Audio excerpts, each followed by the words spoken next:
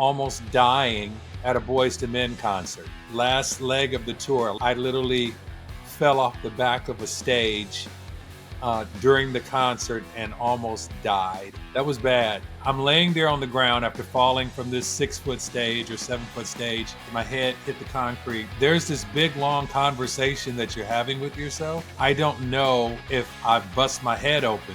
And so I'm laying there and I kind of turn my head one way looking for blood, and I turn my head the other way looking for blood. I'm like, well, no, I don't see any blood, so I'm probably not dead, but I could be paralyzed. But by that time, this is where the house lights cut on in the arena. And it may have only been maybe 15 or 20 seconds, but it felt like a lifetime, you know. Oh.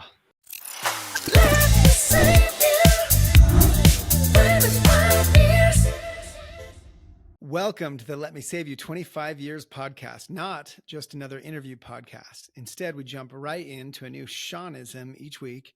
Each one of these is a little lesson I've learned, usually the hard way along the way, in hopes that you can maybe learn from my mistakes and build great things even bigger, better, faster than I ever did.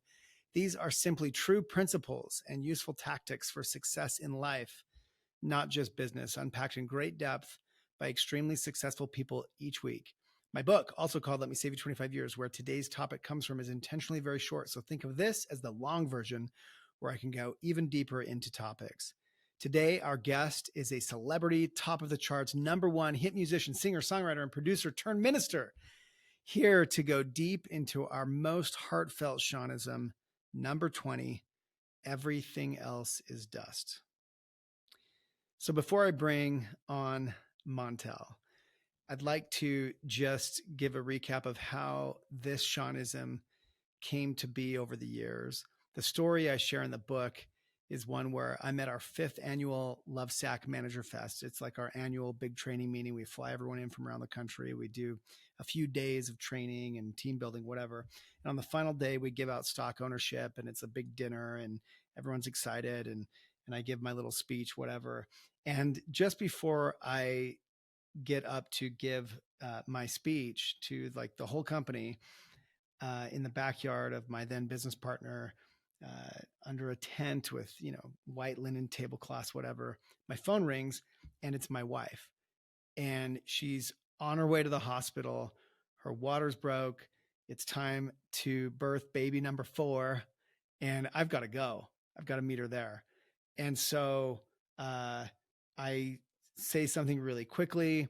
We do our big like Lovesac cheer that's been going on for years. Who is Lovesac? We are. And as the crowd is chanting this, I'm running across the tops of the tables, breaking glasses. It's kind of typical Sean fashion in one way or another. There's always some irreverent moment during this chair. And as I reach the end of the tables, I just keep running toward the gate of the backyard. They say, hey, I got to go to the hospital. Baby number 4 is on the way. Bam.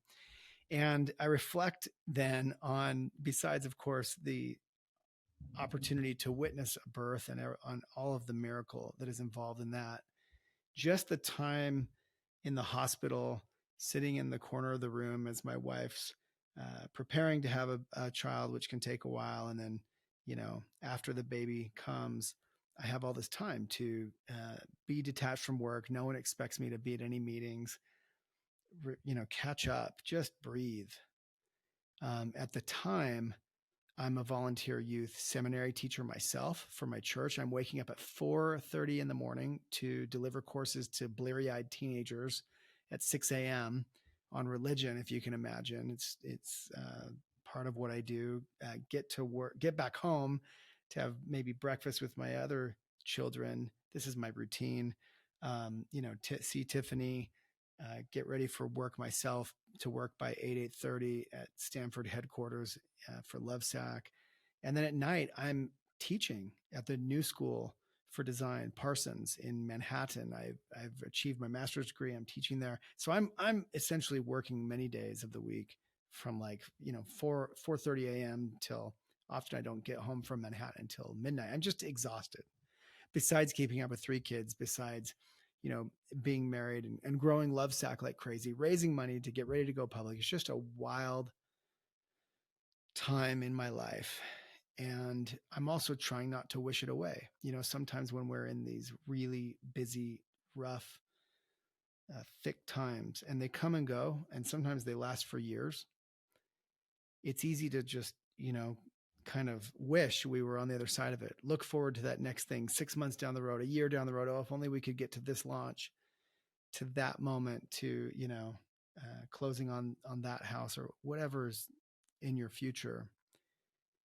When you're exhausted, we can wish it away. And I challenge myself to try hard to stay present, to enjoy even the toughest times. Because as proud as I am, even at that moment of building this amazing company with this amazing culture, and we've always had a great culture. I mean, this is all the way back in 2014 that I'm reflecting on. And here in 2024, a decade later, I'm still very proud of the vibe at Lovesac, of the teams, of the results, of the growth, of everything it's afforded me, my home, our cars, our life, whatever. But everything else is dust. All that stuff is dust compared to what really matters. Me, my kids, my family, my wife, my real life, besides, just making money, etc.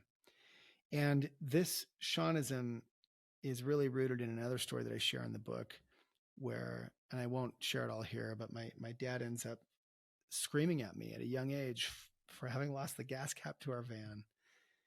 And it really made me feel at the time like I was less important than this locking gas cap that I had left off while I was refueling the van at, I think, 14 years old.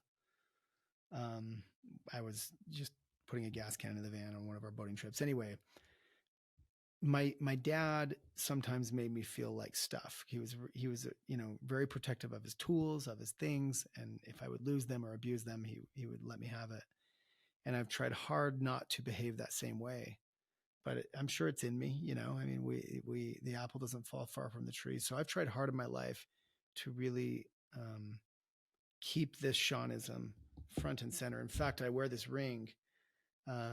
If you're watching on video, you'll see it. But people have seen my wedding ring. I've replaced it since we got married. It has 6 black diamonds in it, representing myself, Tiffany, and our 4 kids, the 6 of us.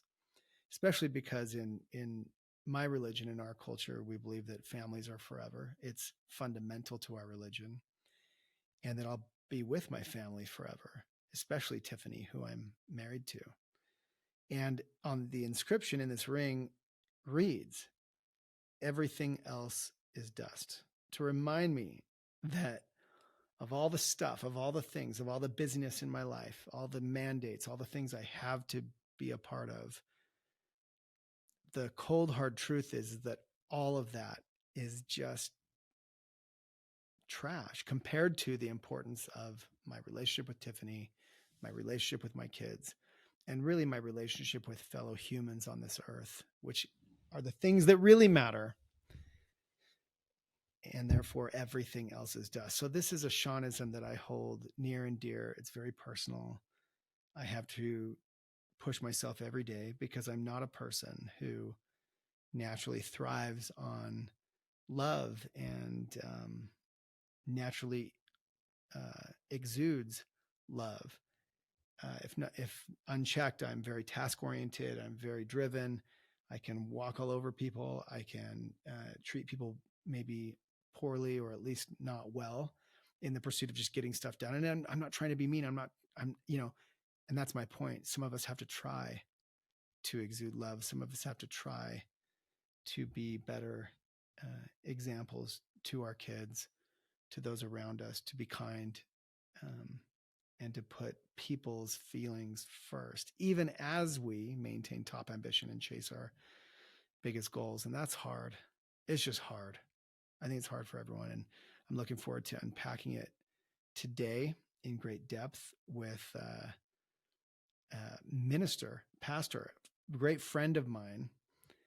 Now I consider him Montell Jordan, R&B pop superstar, turned preacher. Looking forward to learning what we can from him on today's eternal topic everything else is dust. This is how we do it. Oh man. Nothing was more fun in my days of being a lead singer in a cover band through the early 2000s than the awkward pause that we would intentionally let linger after the ending like a hot set. Glasses would be clanking, conversation starting around the bar, everyone's kind of like looking awkwardly, and then dropping that line as the upbeat and having the bass and the entire band come in hard on the one count to that song. The entire crowd would be instantly moving with us and amazingly chanting back the second line with us as if on cue with no prep. Such is the power of not only that song, but the man behind it. Growing up on the streets of Southern California, he clamored and climbed his way up from playing the piano at his local church to actually graduating from Pepperdine University before becoming the headline artist for Def Jam Records in 1995, leading to that timeless #1 hit, This Is How We Do It. A musician, songwriter, singer, performer, and producer with stints on American Idol, The Masked Singer, and now each week leading services from his love-sat couch at masterpiecechurch.com, putting out useful, practical, and loving Christian content, as well as counseling services with his lovely wife, doing the world good every week. We welcome to the podcast the R&B legend, father of 4, and true man of God, Pastor Montell Jordan. Yeah.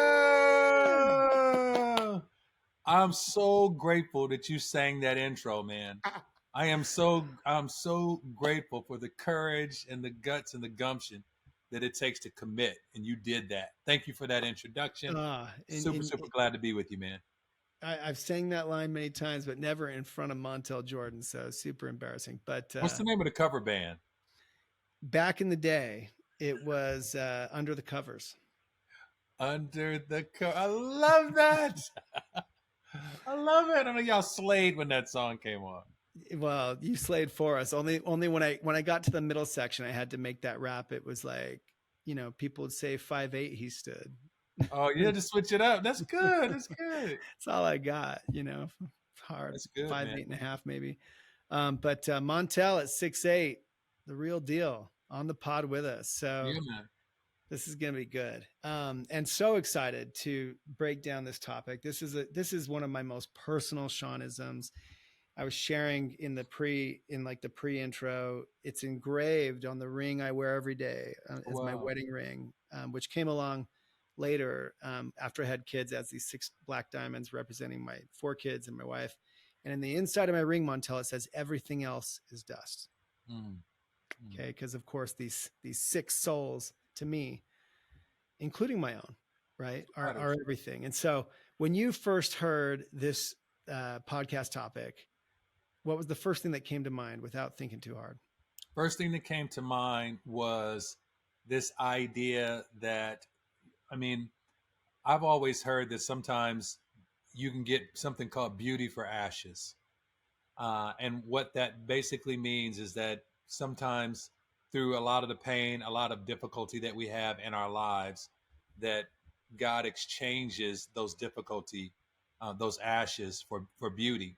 And so when you make a Seanism where you say that everything else is dust, what comes to my mind is those other things don't really matter in comparison to the things that do matter. I guess how you'd say, don't major on the minors. I really focus on what's important. But even in the dust, there still can be beauty found in that, because dust in its own form is a kind of an ash. And even in that, the stuff that doesn't matter, I think you can still find beauty in that in its proper place. Yeah. Well, I think there's a lot to pull out of that. In fact, let's in the book, I juxtapose what matters most to me, right? My family and the souls of myself, my wife, my children, my relationship with all of them, versus all the other stuff, like everything from, the cars, the house, to my company. And I hate to say that, especially on a podcast that's kind of dedicated to building businesses and doing things entrepreneurial, but I have to keep it in perspective because, you know, as I'm sure you would support, um, it's easy to get out of whack, right? It's easy to be lost. And so part of the reason I wanted to especially dive into this topic with you, Montell, is while you're still out there performing, you know, we got the chance to meet at a Lovesack event where you graced us with the real thing, not the covered thing, the real thing. Best Love This, Sack event anybody or any company could ever put on. That was outstanding night, right? it was a fun night, and we'd love to have you back. But you're still out there doing it. At the same time, I believe if I read up on you right, you made the conscious decision at some point not to go whole hog again into the music industry, making a full-fledged comeback, new album, all that stuff, but really dedicated the lion's share, I think, of your professional life to the ministry, to helping others. And that's a huge decision, especially from a guy who's educated, talented, and not just had a hit or two or three or four, but you're a singer, you're a musician, you're a true talent, a producer.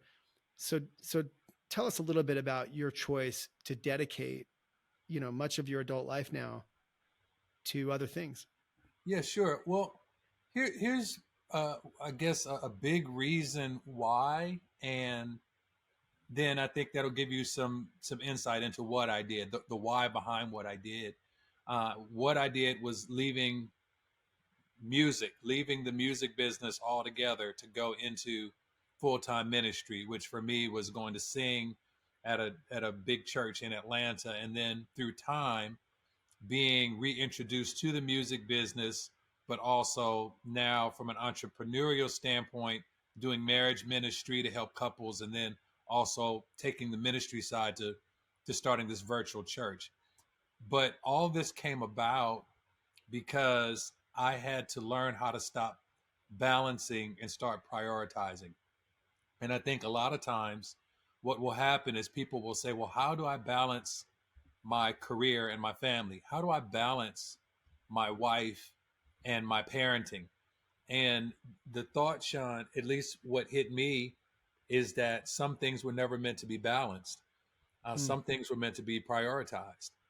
And when you have things in their proper order, it's easier to balance something that is stacked than something that's spread out.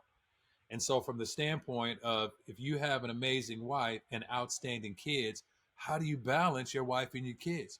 You don't. Your wife comes first. Hmm. And a lot of people might argue with that.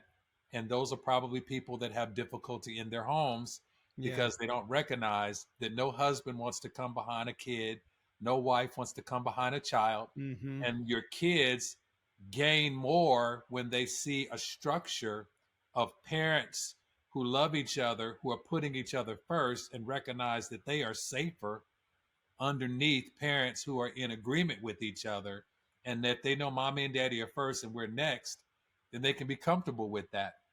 Interesting story that comes to mind when it comes to uh, making something or finding the important things. Everything else is dust.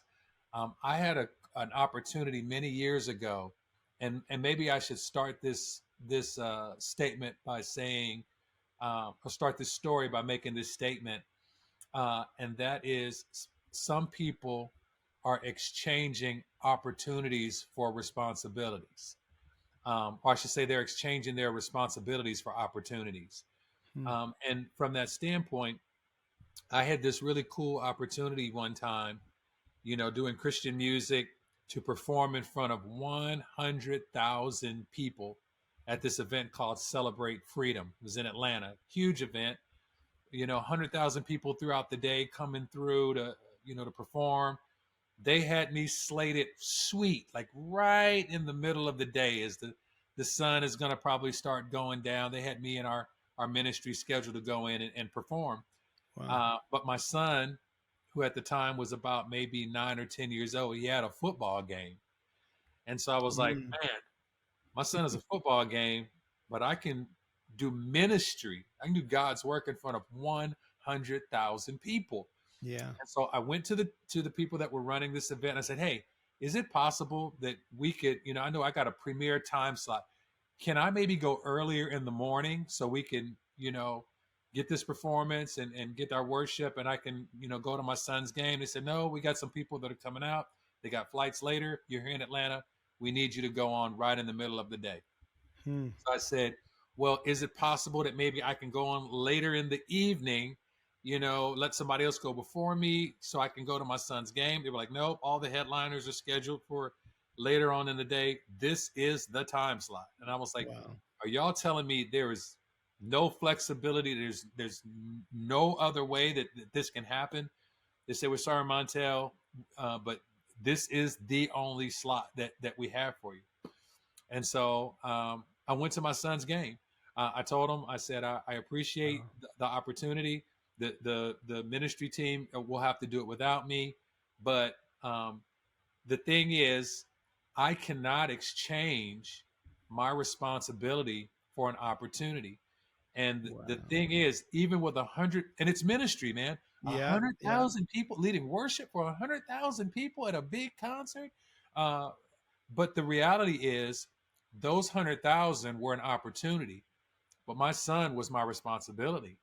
And Yeah. so I felt like God was saying to me, "Are you going to honor the responsibility that I gave you, or the opportunity, that could be there for you to do something good at the neglect of your responsibility?" So I went to my son's game. He scores a 70-yard touchdown, which is awesome. I'm running through the crowd like a crazy man. And then I go back to the concert at the end of the night. Sun's now gone down. It's the end of the night. Amazing group led by a gentleman by the name of Mac Powell. They're about to perform. And it was right before the concert, and they say, "Hey, Mac Powell wants to see you." And so they bring me into the back, and Mac Powell sits down with me and says, "Hey, we want you to come and sing with us and do this song in our concert tonight." And so literally they teach me the part of the song, and now I'm a part of the headliner of the night at this 100,000 event. But I only got that opportunity because I said yes to my responsibility. Yeah. The whole point of that story simply being, some things were never meant to be balanced. Some things have to be prioritized, and the stuff that is prioritized, um, you can't compromise those things. You can be flexible, but there are some things that just were never meant to be balanced, man.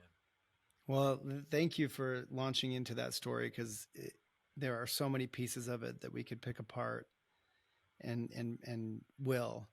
First, what do you say to the person who, you know, clear look, I have 4 kids and they're all doing different things, and it's impossible for me to make it to all of their events Right. because often they overlap with each other. And, I got to pay the bills.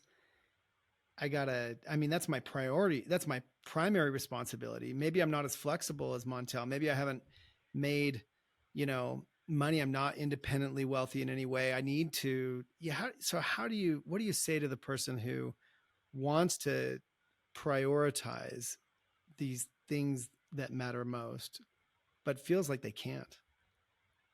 I would ask them who their provider is. For me, my question would be, who's the provider? And probably most men or most women, depending on their positioning in the home, would say they are. I'm the main breadwinner. I'm the provider. And my thought is, even if you're the breadwinner, you're not the provider. You're the vehicle. And that is from the mindset of somebody that recognizes that if it's up to me, I'll never be able to provide enough, because no matter how much I work, no matter how much I do, it will never be enough. But if I recognize I'm not the provider, I'm the vehicle, and I have at least the knowledge to be able to say, "Well, God, you're the provider, and you said you're the provider, and you make more than enough, and you know you're the one that can open up every opportunity and the floodgates of heaven and all of that stuff." If you really are who you say you are, then I'm just a vehicle, and I want to be accessible and available to be able to allow money and resources and opportunity and favor to flow through me, as opposed to me feeling like I got to go and make that happen. So for me, I would say to that person, when you can release the idea that you're the provider, you're not the owner, you're the manager. And I think that's a mindset that not everybody can ascribe to. But when I learned this entire life, this all the music, all the ministry, everything that I got, if I say, God, you're the owner of it, I'm going to manage it, I'm going to steward it as though it were my own, then God says, well, I can trust you with my things. And when I can trust you with my things, I can then give you the wisdom of how I need you to run things, where you need to be, how you need to move, what you can take a day off from, how you need to. I'll make up for the. Listen, when the owner says you can take a day off, right? It's different than when somebody else that's in the same space is trying to say that there's headship and there's ownership. And from that standpoint, I think that even with a company like Lovesac, with all that of 25 years, man, of everything you've accumulated and the stuff that you've achieved, all of those accomplishments, then it's easy to probably say, as difficult as it was, really good job, Sean. Way to go. Um, and I think that there's a part in there that Sean may recognize. Yeah, I did really good, but I did really good because I recognized that God was kind of orchestrating my footsteps in this thing, and I wasn't just flying by the seat of my pants. Maybe you were, but I feel like there's a level of this that even there's a part of me, Sean, that says, man, I'm not that good. Like I'm good, but I'm just not that good. Like Hmm. there has to be some type of favor, some type of that thing. It's not luck to me. Like there's just certain things that I'll write something, and when I write it, I instantaneously go, man, that was not even me, because I recognize I'm good, but I'm not that good, and I'm nothing without the one who is good. And when I recognize I want to be the greatest manager I can be, um, I believe as the founder and the owner of Lovesac, um, when you have a corporate takeover, meaning God says, well, I actually am the real owner of Lovesac, and Sean is a really good manager of the stuff that I've given to him, I think it frees you up. And it frees not just me and you up, but it frees that person that's working the 9 to 5. It frees up that single mom. It frees up that person that's trying to figure out, maybe I don't have everything, but I got enough. And when they realize that they have enough and they have access to the one who is more than enough, I would rather exchange my barely enough for the one who has more than enough to get that wisdom and how to navigate my life and where to spend my time with my kids and my family. That's a long answer. I'm sorry. No, look, listen, it's tricky. And in my own experience, you know, it's ebbed and flowed. Like, and what I mean by Sure. that is, and I think for you, I can't speak for you, but my guess is at the time that, you were in a position where you were lucky enough, we'll use lucky because it's easy, but you were blessed enough. And I think, by the way, being blessed or being lucky, it's a choice. In my book, I have a chapter called We Make Our Own Luck. And I would say that the experience you described a minute ago, where you had this opportunity to perform with the headliner, was you making your own luck. Now, Yeah. for religious people, and I am, I'm a man of faith. I spent 2 years of my life as a missionary in Taiwan. I've been faithful my whole life to my own religion. I'm a member of the Church of Jesus Christ of Latter-day Saints, very active, very devout. We ascribe that to blessings, and we give praise to God. Yeah. And people choose not to, and they call it luck. At the end of the day, that's a choice. That's right.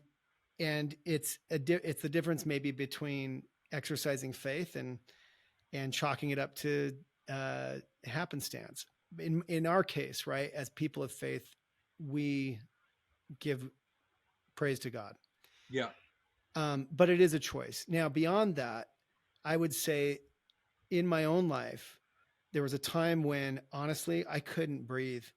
I mean, you know, Mm, I felt the responsibility to keep this business going. I was traveling maybe 50% of the time. It was not what I would have wished on myself. But had I abdicated that, Lovesac would not have survived. And we get to sure. employ now 1,500 people, and they get to manage their own careers and their own dedication to this thing. And they have to make their own decisions on when they're going to, make their kids game and when they're going to, you know, keep their job, so to speak. Right. Or, and, Right. and it's not me with my thumb on them. I'm just saying, like, the demands of work, whatever that means, can be really intense. And I'm guessing at the time when you were a number one artist, your life was really intense and you were probably making a lot of money. And thankfully, it put you in a position where you have more choices now. Yes. Um, but at the same time, what you didn't necessarily do was try to multiply it again and again and again, just chasing more and more and more, like so many of the people around you certainly do Yeah. or try to do. And so, what do you say to the person that's in that place where it is intense and they're maybe can't even they feel like anyway, and Yeah. maybe they're right. I don't know. I don't know what the right answer is here. I know that for me, I felt like I could not be as present as I tried. Now in the seams and cracks, I woke up early. I made my kids breakfast. I was, you know what I mean? Whenever I'm home, I mean, it's making that effort, but I could not choose my own schedule totally. So how do you speak to that? Yeah, well, now I have this thing where our family, if I write an extra chapter in your book, unless it's already there, um, I say we work hard because we play hard, or we play hard because we work hard. Yeah. And I make sure that as hard as I work, my family we play hard, bro. When I say Mm, we play hard, like we play hard, but it's because likewise. I expect my college students to give everything. I expect my middle schooler, like we all go to the wall when it comes to work, and it's expected because when it's time to shut down and play, we go and we play hard. Um, I think it also comes with leverage, building up enough equity in what you are doing to be able to have the ability, and the flexibility to be able to do other things. No question. When I was just getting started, I didn't have the ability to not do tours. My story is in 1996. I only slept in my own bed 13 days Wow. of 1996. That's not great for a marriage. That's not great for a family. I had a kid born in 96, like Wow. all of that stuff. But I was building the foundation, of what would, of what I hoped would be able to sustain later being able to make, I guess it is, you've heard, you know, do put in the work now. I don't know what the exact quote for it, but I'm sure there's a Seanism for this. But live now like you want to live later. Not that's not it. It's something that basically says defer what you want to do so that you can actually enjoy it when that time comes. And I'm not Yeah. even one for waiting Well, until look, you. I mean, it's been heavily researched, right? One of the greatest determinants of success is the ability to delay gratification. Now Yeah, the trick is, you're right, there's the famous marshmallow test you give to little kids and that sort of thing. It's all the same idea. The trick is, what does that mean? Delay, right? Like, yeah, yeah, on the one hand, your life is happening to you now. And I very much believe we should try to be present. We should try to uh, not wish it away. Like I talk about this in the book, like it's so easy in these thick times, the really tough times, to sort of wish it away. But at the same time, you might be wishing away your yeah, kid's toddlerhood. for You might be sure. wishing away, your early years of marriage that can be sweet in their own way, even though they can be tough. Yeah, yeah, But if what you're saying is true, then I would argue that you sort of are agreeing with me that things do ebb and flow. There are times, and it goes back to the Bible verse. There are times when we're sowing, and there are times when we're reaping. For sure. And you may have evolved to a point in your life where you can reap a little more, or maybe even a lot more. But it's only because you sowed, ahead of Yeah. time. And it's so tricky because, I'm a big, one of my other Shaunisms I unpack is play along the way. That's, Mm. and I love the that. idea that we're even in the thick of it, we find these seams and cracks to play in, to play hard so that we can be recharged and go harder. And so look, I like your analogy of prioritizing versus balancing. Hmm. We could talk about semantics and nomenclature all day long. All I know is that I've tried to put some of these ideas out in the world. They're not perfect, and as we talk about them and I listen to your experiences, my best conclusion, and I repeat this now in a number of podcasts, is that I've come to the determination that, look, you're the CEO of your own life. Hmm. You're faced with all these tough decisions. Like, you gave a great one. Like, it wasn't just, oh, I want to go get on stage and stroke my ego versus going to my kid's game, or make another dollar versus going to my kid's game. You were balancing two good things, and Absolutely. you had to choose between a better and a best, and you chose what you believe is the best, but it was your choice to make. And that agency that comes from God Yeah. is really all you really have to give or not give. Or and you're and leaving it to so luck, yeah. right? Yeah. And I never want to leave that to luck, man. You said something and it triggered just a thought for me, man. And you get to choose. And I think when you get to choose, you recognize that whatever you choose, you're going to live with that choice. Quick story. I had when my son, Skylar, was about 10 years old, um, we had a big house fire and lost everything in this house fire. I mean, Wow. everything. So we rebuilt the house, but eventually end up leaving and going into ministry. Long story short, we became renters and we were renting in this nice neighborhood and everything. And after being homeowners with movie theaters and the type of lifestyle that probably anybody would really appreciate having, we're now in this rental. It's a nice rental, but it's in a neighborhood, and we had done that probably for about maybe 6 years because the shifting from going from the music business into ministry, I wasn't making what I was making, what I mean, in Yeah. the music biz. And so I had this day when me and my son, we would take the football and go running through the neighborhood, just kind of walk through neighborhoods, and I would throw the ball and he'd run routes and all that. Um, and this amazing home in the neighborhood came open, for sale. And we looked at this house and it looked like everything that we could have wanted in a house, probably more than the house we had lost in the house fire. We were positioning ourselves now to maybe, be able to start moving back into being able to get this home. And I'm out with my son, and I said to him, this is 10-year-old, and I said, hey, I need you to pray, and I need you to pray, because mommy and daddy really, really want this house for our family, and I believe you can get a prayer through. This is me talking to the 10 Mm-hmm. year old, and um, he said, why do you want the house, Dad? And I said, well, because we had a really great house when we lived at 940. The address was 940, and we want to have that again. And he was like, oh, I remember 940. And I was like, now you got to understand, like, he's 5 or 6 when we're at at 940 at that address. Yeah. And so I said, what do you remember about 940? And he says, I remember you were never there. Mm. And so for him, running through a rental neighborhood, catching the football with his dad, or having a new house that maybe means dad's got to go back to work and do different stuff to keep it, I'll take my dad running through the neighborhood with me, and what he thinks is success I think is being with him is significant, and a lot of times we'll exchange significance for success.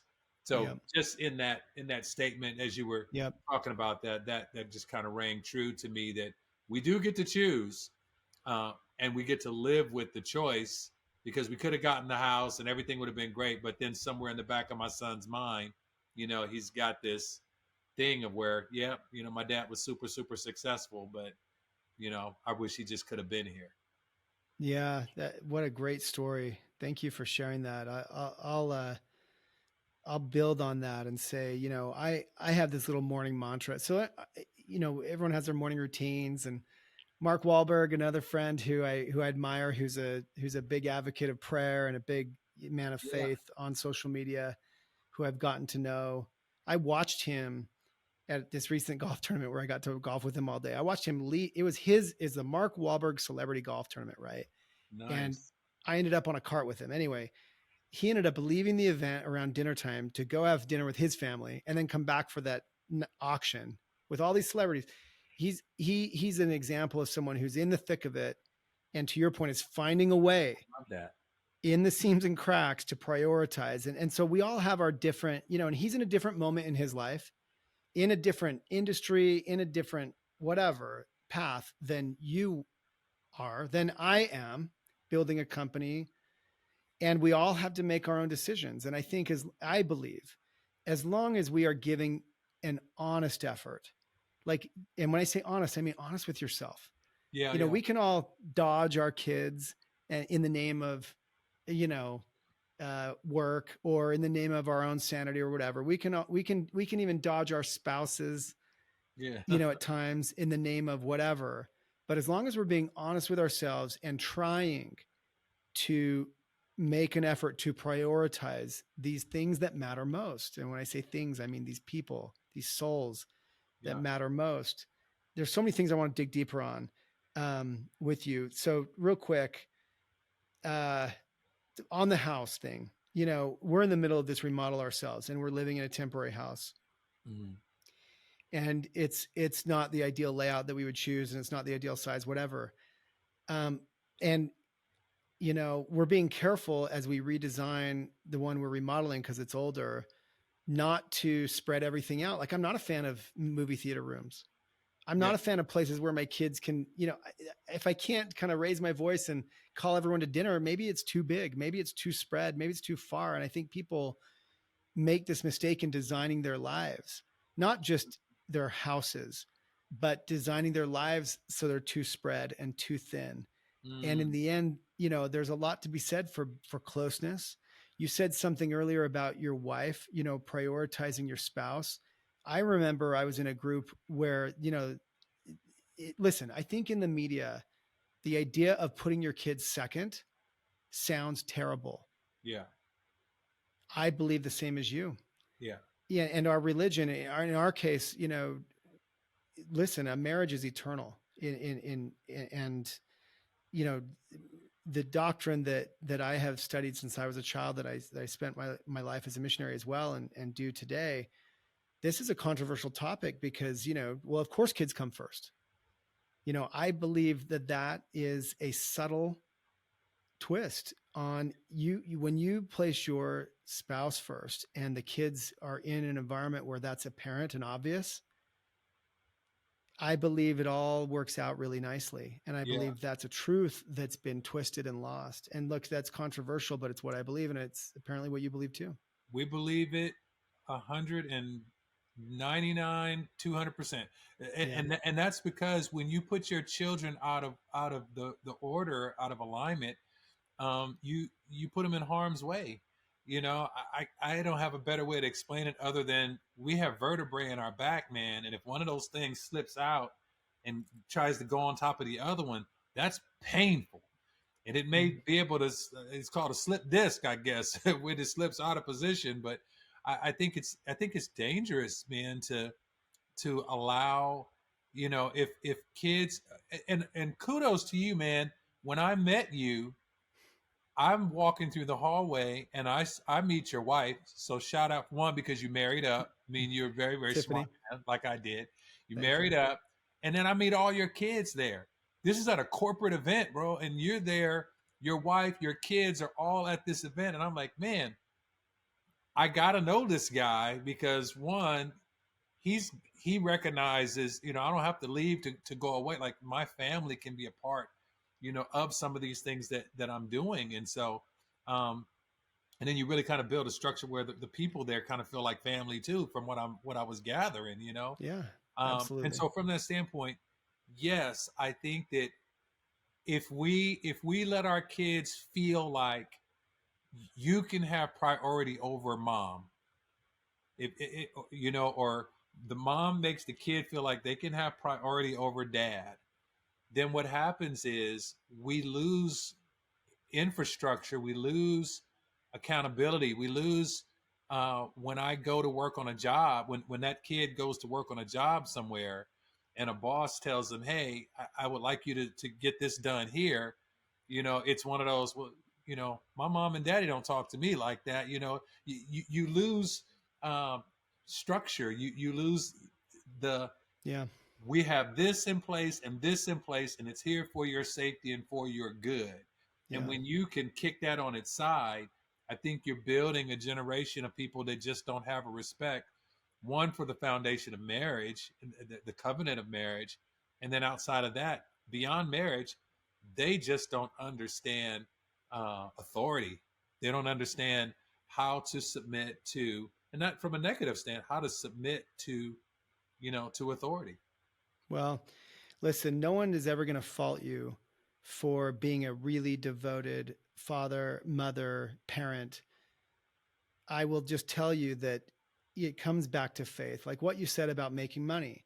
When we put our priorities first and we believe in the provider, then usually things can work out, even if the decisions are tough. That's right. When we put our marriage first, if you're lucky enough to be in a marriage, and by the way, not everyone is, like, Right. there's no question that, you end up on your own with children, they are your priority. But when you're able to be in a marriage and you exercise your faith to put that first, I will tell you that things usually work out, in my experience and in my observation as well, really Yeah. well with the children. And that's a controversial topic because it's controversial to say my kids come second. I mean, it Yeah. hurts coming out of your mouth, but I will tell you from experience, that's my position. Now, you can read all kinds of self-help books. There's all kinds of principles out there, whatever.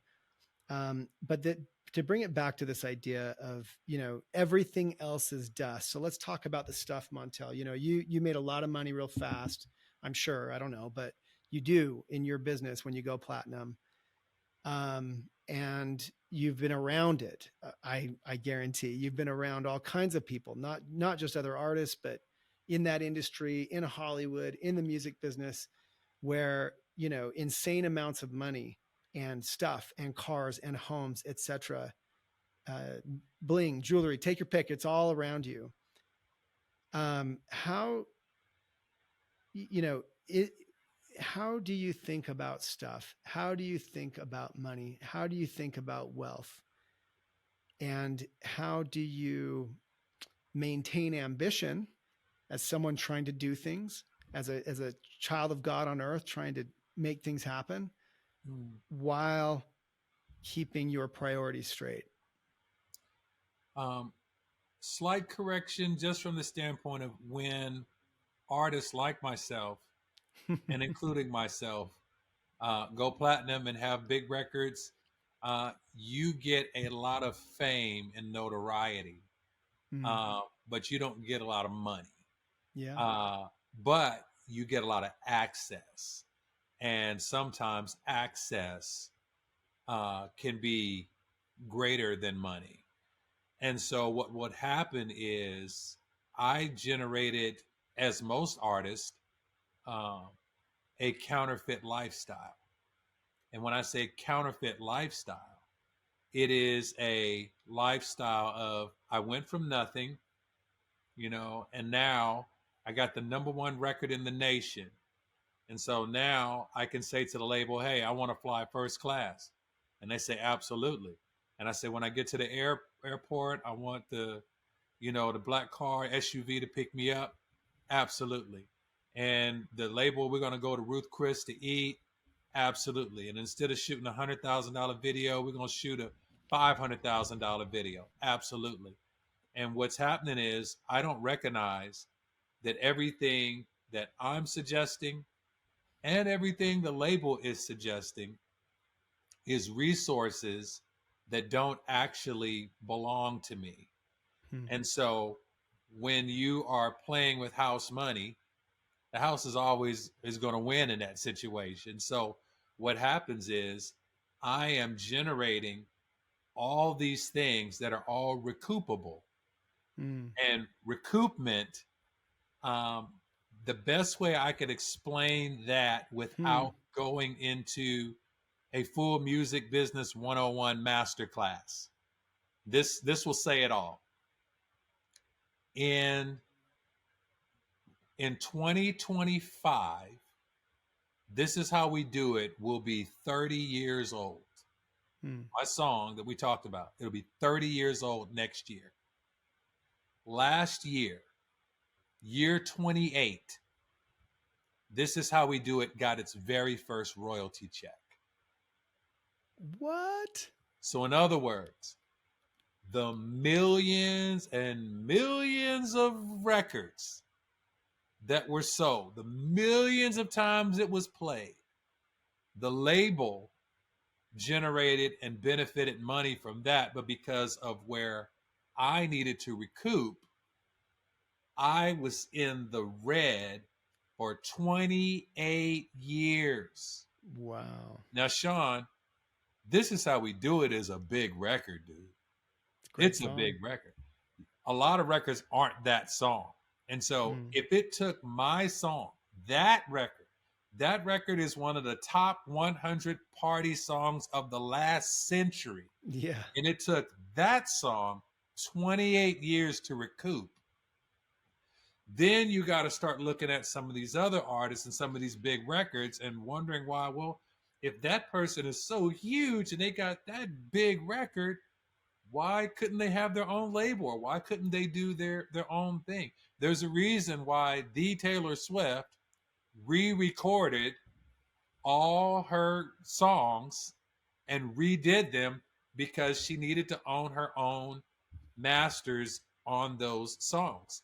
Yeah. Because even the Taylor Swift, who can tour and make millions a night, still has an authority label wise that she probably had to answer to because of that. So to circle back around to your bigger question, Oh, given first of all, let me just interrupt you for 1 second.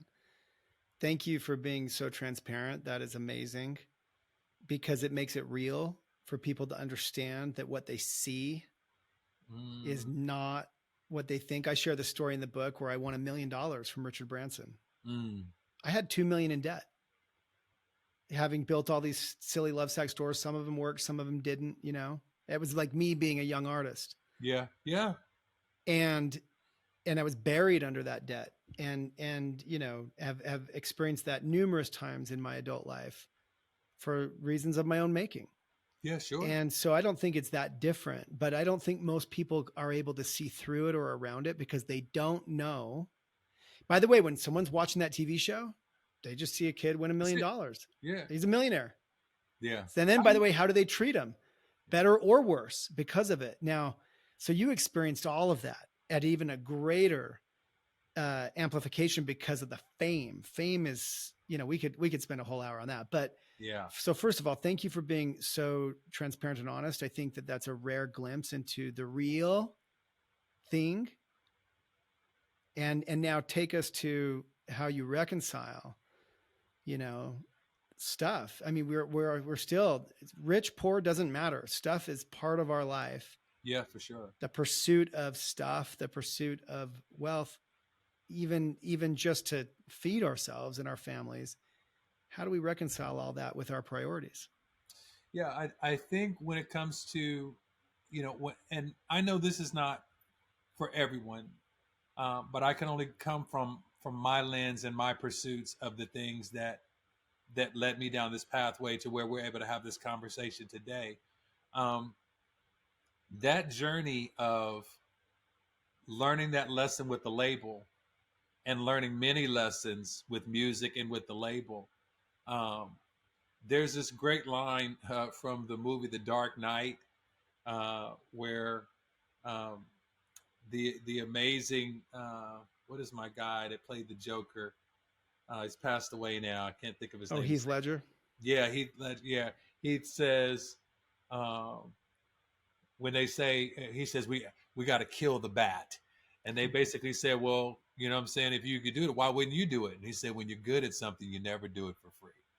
And that line just kind of stuck with me. There's a cost that comes with everything that we do, and so my journey of how pursuit and what's valuable comes to mind is I had to learn in my life what's real and what's counterfeit.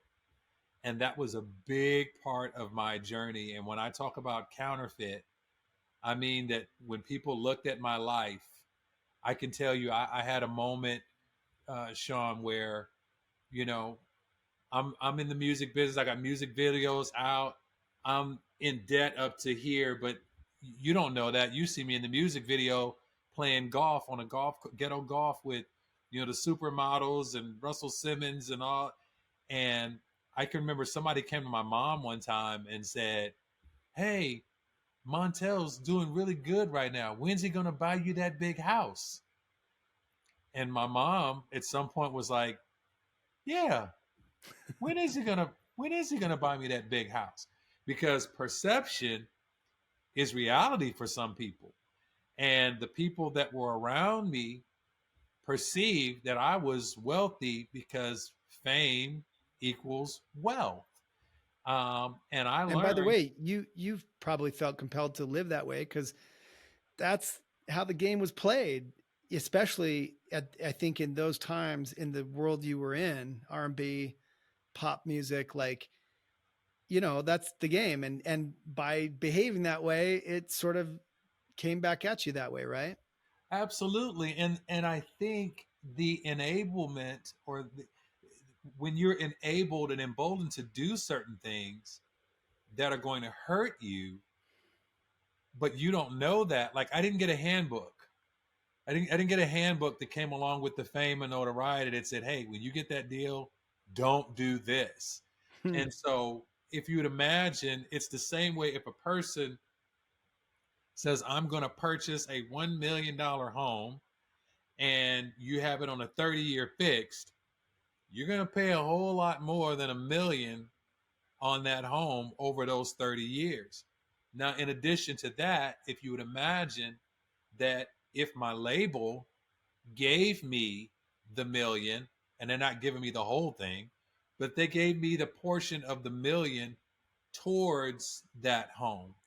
So now not only do I have what I'm paying on this house for the next 30 years, it's going to be way more than $1 million. But the money that I gave to the label or that the label gave to me, that money is only going to, it's so difficult to explain, but at the same breath, it's almost like if I'm going to give you a loan. I'm going to loan you this, but you're going to pay it back to me at 15 cents on the dollar. And so it's kind of like I give you the million, and then the next million that comes back, I'll get my million back. And then the next million that comes back, I'm going to get that million too, because I want to at least make double on what my investment was.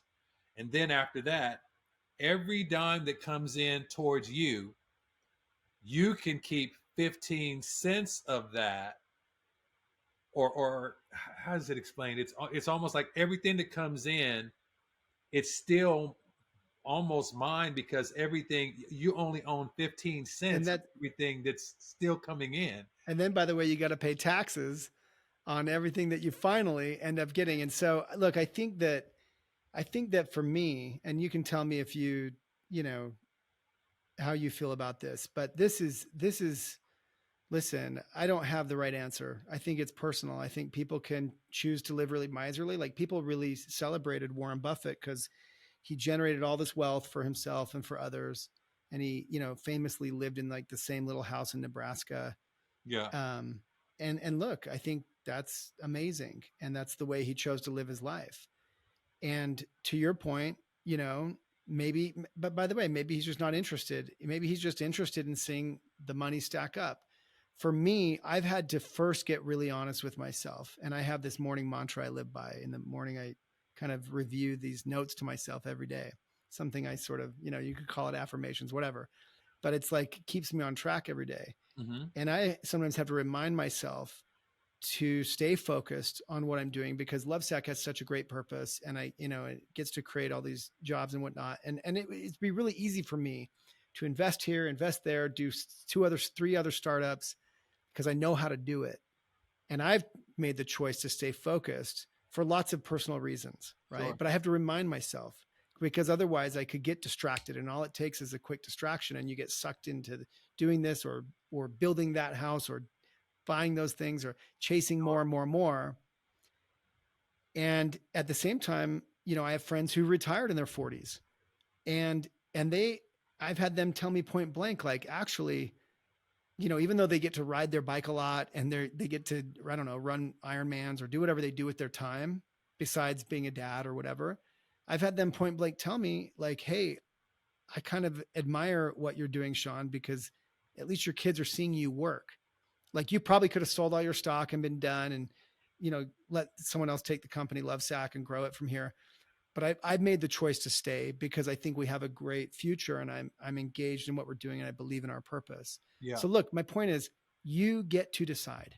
You get to decide what you want to chase. You get to decide how far you want to go. You get to decide how much debt you want to take on, which is essentially what you did. You took on debt, Yeah. right? And there's strategic jet. I'm sorry, but go ahead. I'm sorry. But I mean, it's, you know, in the end, it turned out to be that in the end. Yes. And so you have to pay the price. I have to pay the price. We have to pay for the decisions that we make. But the way that I try to keep myself in line in terms of everything else is dust is, like, for instance, I love old cars, and I've bought a few along the way, and they keep sucking my money because, you know, you think that they're going to be good, and then you got to keep fixing them or do this or that. You're gonna have to stop me because I'm eyeing a 69 or a 70 Chevelle, man. So you're gonna have to stop me. Okay, so I'm building a 69 Mustang. I have a 70 Bronco. So I'm just a Ford guy. You're a Chevy guy, but it doesn't matter. And the point is, this is my litmus test. Someone casually, usually jokingly, asked me, like, to borrow it. No problem. Now, when I give them the keys, I have to already be decided that if something bad happens, I will not be upset with them. Yeah. I will not belittle them. I won't even make them feel bad. It happened. It happened. I had my 78 Bronco destroyed in an accident. And the phone call came, and I was out doing something, and it said, hey, I was, you know, the guy's in tears. He's crying. Like, my first question had to be, what? Are you okay? Are you okay? And thankfully it was. Mm-hmm. And my mind is working because I've already made the decision. I made the decision long before. And he was, I think, really shocked that, you know, he's waiting, like, the Broncos in the ditch. It's upside down. I'm okay. And even after the trick was not even in the moment reacting poorly, because thankfully I maintained control, and Wow. he said, no problem. I'll get them out there. They're going to pull you out of the ditch. They'll take care of it. Don't worry about it. Just make sure you're okay. Get home. I behaved well. But then the trick is, for months after, as it's getting repaired, and the money that has to go out to bring it back to what it was, the tens of thousands of dollars. Am I ever going to twist the knife? Am I ever going to let him know how much it costs? Am I ever going to casually, even jokingly, rib him about destroying my 78 Bronco, which can't just be on normal insurance because it's a classic car and blah, blah, blah. And it's old, and you can't even get the parts necessarily. Anyway, the point is, I think I behaved well. I've tried to behave well because I made that decision. So that's my litmus test. I think stuff can be a lot of fun. I love old cars. I love lots of things. But if I ever find them taking priority over my wife first, over the Nelson 6 that I wear on my finger, then they have to go, because it's dust, it's garbage, it's trash, it's rusty, it's metal. And I would extend that to everything in my life That's good. beyond these 6 souls. Now, it's not to say I don't love the other souls too, but those are my priorities, Montell. And that's the inscription on my ring. And I've come a little short every day because I find myself too focused here or too focused there or chasing this or that. And I don't know what the answer is for you or anybody else. You make your own decisions and you pay the price, and you've felt the price of our Yeah. decisions.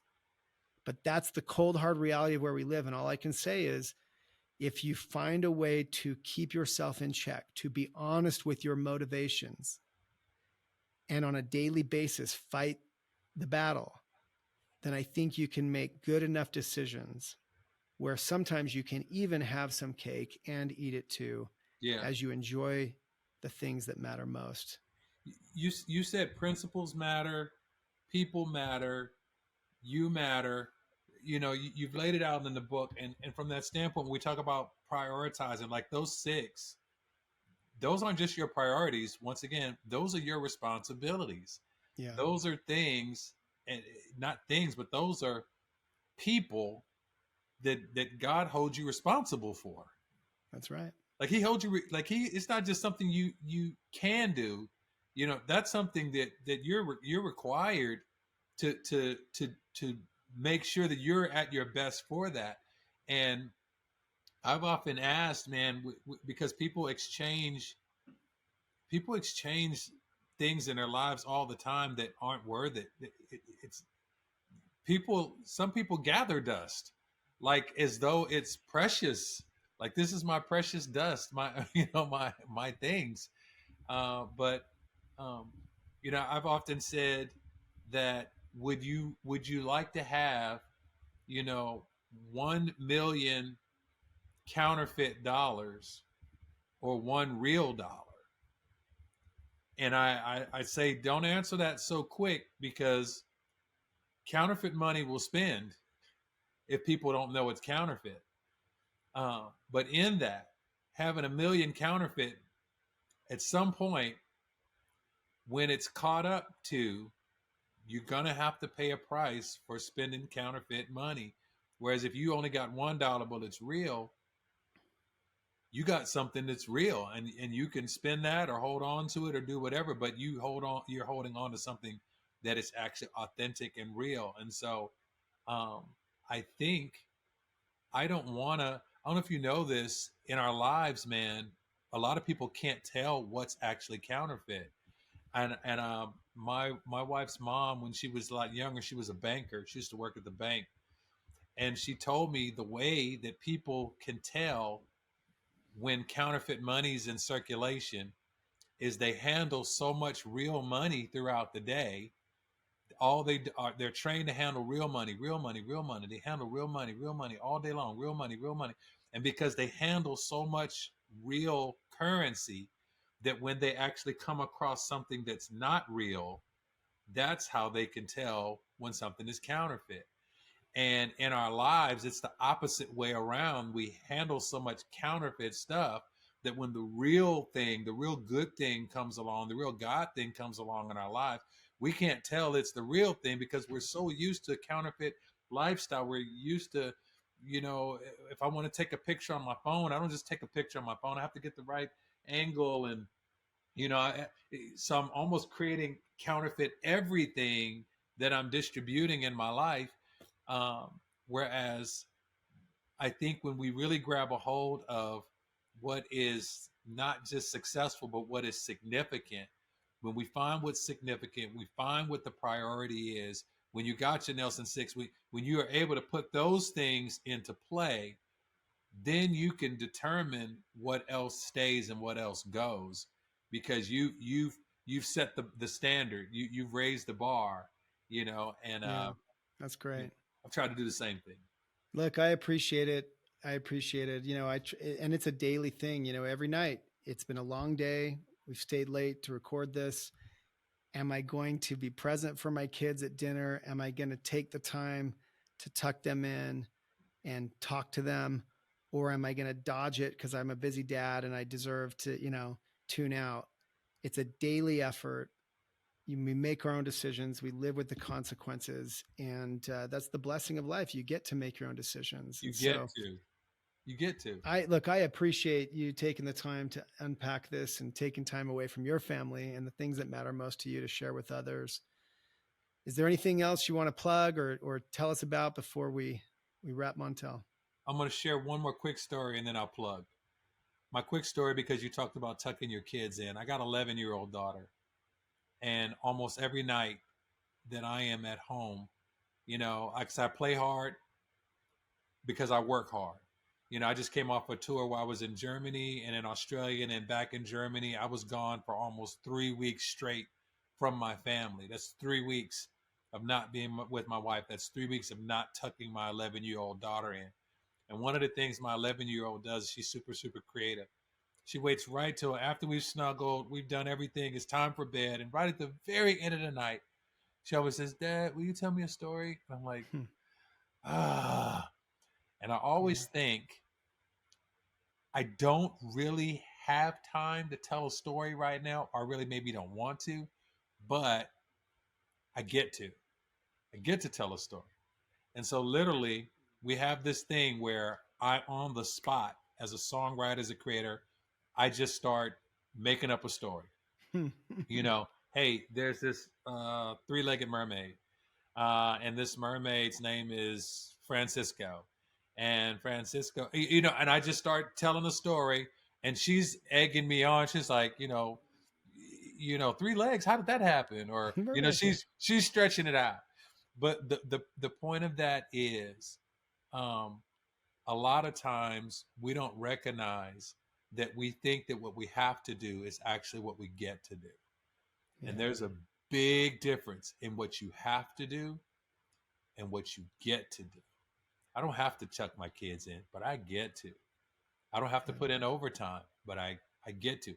I don't have to treat my occupation, with the utmost clarity and give my best, but I get to. And when I start shifting the have tos to the I get tos, I become a whole different person, man. I become much better on my job. I become much better of a husband. I become a much better friend. I become a better human. I'm not a better human because I have to. I'm a better human because I get to. And when I want to, because I get to, that's a beautiful thing to be able to walk in our humanity, man. If anything, I'm not sure when the world gets the chance to see this, but Couple weeks, I think, 2-3 weeks. Yeah. okay, couple weeks. April 12th in Atlanta, we're having a This Is How We Date Night. And This Is How We Date Night is going to be, I think the tickets are thisishowwedatenight.eventbrite.com. And couples are able to come and come to the Ponce City Market rooftop in Atlanta. And I'm performing. It's going to be a 90s throwback night with a live DJ and food. And we're just going to have couples that come through and celebrate marriage and celebrate relationship. And we're going to party to the 90s. And I'm going to party, and I'm going to provide some of the music for that night. And it's all a part of what we're doing for our 501c3, which is Marriage Master Peace, PEACE. And Marriage Master Peace is committed to seeing family legacy being restored, man. Because when I look at you and I look at your wife, I see beyond you. I see beyond your six. I see your legacy. And because of that, I think that if we can help, my wife and I can help one, men and women be reconciled to God first. A person that's reconciled to God can be reconciled to each other. And so that's our goal, to see people recommitted in some way to God so that they can recommit to each other and recommit to their families. And when they recommit to their families, they can have better jobs and better churches and better homes and better communities. And that's what we're setting out to do. And so if you want to follow us, you can go to marriagemasterpeace.com. Or if you're interested in checking out what we do from the living room, that's masterpeacechurch.com. And we're 11 a.m. and 6 p.m. Eastern on Sundays. And our church is wherever you are. It's a virtual church. So there's no excuse. There's no excuse not to, to tune up and from our living room to your living rooms, because you're a living room. That's what my life is dedicated to now in this space, man. Well, thank you. Thank you for spending your time on earth doing more than just putting out timeless hits, which is also great. You can follow Montell, as I do on Instagram or X, Twitter, at Montell Jordan. That's 2 L's. Or on Facebook and YouTube, you'll find him weekly leading sermons at Masterpiece, P-E-A-C-E, church.com, where he will be happy to give you personal performances right from his own living room, or even counseling sessions, spreading the love from the Love Sack, which is cool. We get to be involved. We very much believe in here at LOVE, ticker symbol on Wall Street. Happy to be associated. Please don't forget to subscribe to this podcast or video, and please give it a star rating, because every little bit makes a difference. Thank you in advance. Maybe share it out on social media, help others, save a chunk off their 25-year journey, because you're just that good of a friend. Thank you so much to the arbiter of 90s R&B, who's holding my book celebrating Let Me Save You 25 Years, the master of mixtapes, the pace setter for modern pastors, a true #1 selling artist and a man of God, Mr. Montell Jordan. Thank you. I love you, Sean. I appreciate you and your family. And I appreciate Love Sack for being a big part of what we're doing with marriages and with families, man. You don't know the full extent of what you do. Even though you're not physically here, you're physically here because of something that you built. Well, listen, it's not an accident that more than half our brand name is LOVE. We're very proud of that. We intend to try to live up to it. And to everyone listening, remember, don't get lost in it. Focus on people, relationships, family, and love. It just might save you 25 years, because everything else is dust.